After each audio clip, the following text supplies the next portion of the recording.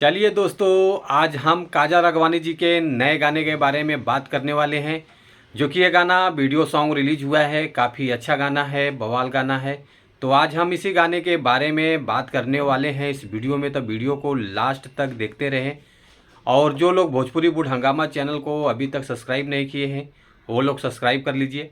चलिए वीडियो को शुरू करते हैं। नमस्कार दोस्तों, मैं हूं सतीश। आज हम जिस गाने के बारे में आप लोगों से बात कर रहे हैं, फाइनली ये गाना रिलीज हो चुका है। वो आगे बात करेंगे किस चैनल से रिलीज हुआ है, पहले गाने के बारे में बात कर लेते हैं।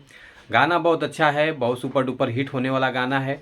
और इस गाने को गाया है सुमित सिंह चंद्रवंशी जी, जो कि गाने का बोल है पैदल आइबो तोर दुआरी, जो कि काफ़ी अच्छा गाना है। और उसमें म्यूजिक डायरेक्टर हैं आर्या शर्मा जी हैं, और एक्ट्रेस नज़र आने वाले हैं काजल राघवानी जी और सुमित सिंह चंद्रवंशी जी हैं।